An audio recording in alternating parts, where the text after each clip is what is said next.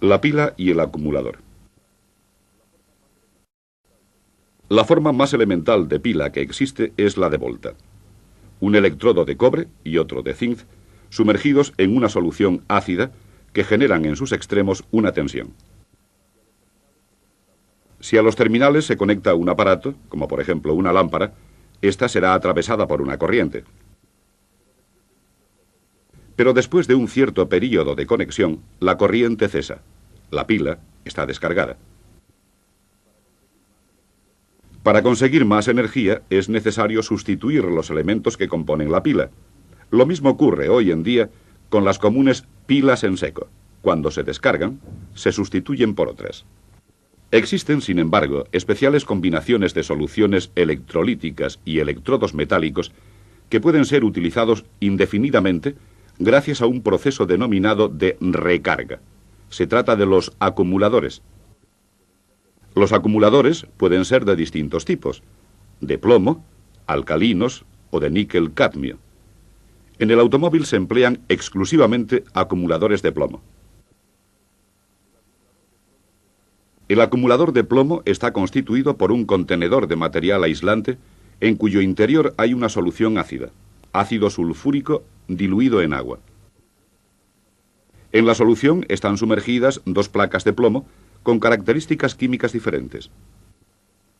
Este conjunto constituye un elemento del acumulador. Según los componentes del elemento, se tiene una cierta tensión definida característica. Para la pila tradicional, de plomo y zinc, por ejemplo, la tensión es de 1,5 voltios. En el caso de los acumuladores de plomo, cada elemento tiene una tensión característica de 2 voltios.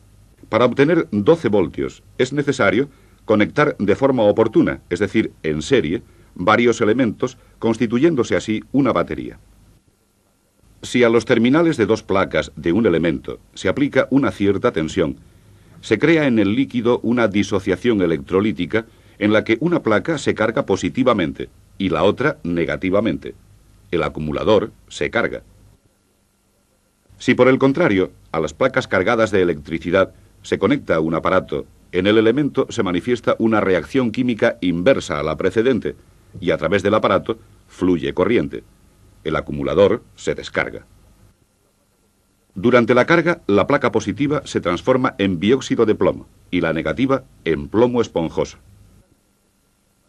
Simultáneamente, varía la concentración de ácido sulfúrico en el agua, es decir, aumenta. El fenómeno inverso se manifiesta durante la descarga.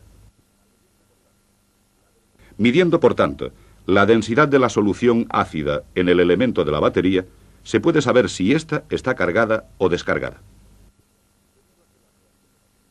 Debido a que las reacciones químicas que acontecen en la batería se producen sobre las superficies de las placas, la cantidad de energía almacenable en un acumulador depende de la superficie de estas. Para obtener una elevada superficie en el limitado espacio disponible, se conectan varias placas positivas en paralelo, alternadas con otras negativas, también en paralelo.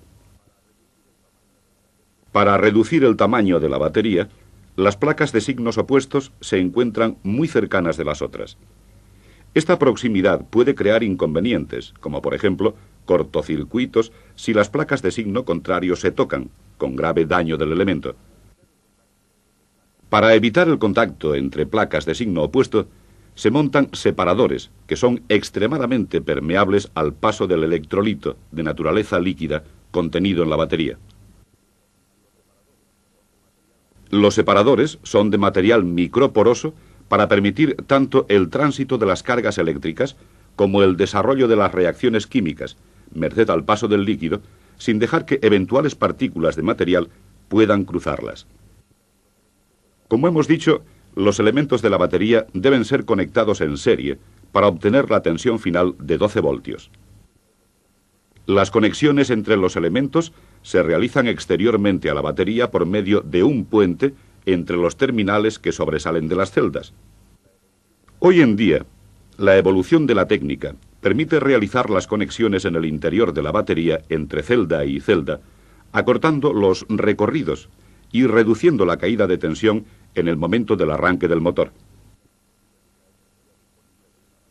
la energía disponible de una batería de acumuladores se expresa normalmente en amperios hora. Se dice, por ejemplo, que una batería es de 50 amperios hora. ¿Qué significa esto exactamente? Significa que la batería está en condiciones de suministrar 50 amperios en continuidad durante una hora, o 1 amperio durante 50 horas, o 2 amperios durante 25 horas, o 25 amperios durante 2 horas, etc. Cada acumulador lleva escrito sobre la carcasa el valor de su capacidad y el valor de la corriente de carga. La corriente de referencia indica la aptitud de la batería para realizar un mayor o menor número de arranques del motor.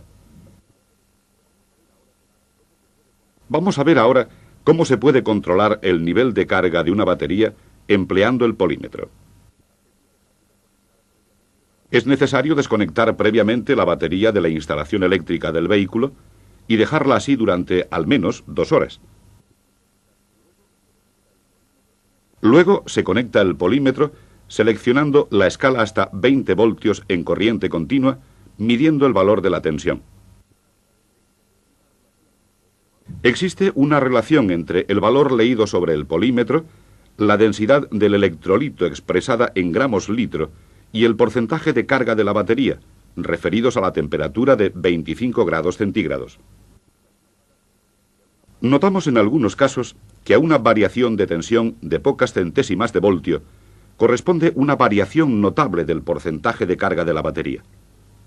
Se debe recordar que en las baterías con elementos accesibles es preferible realizar el control de la densidad mediante el clásico densímetro y termómetro. Dicho control permite también verificar eventuales variaciones y diferencias de rendimientos entre las celdas o elementos.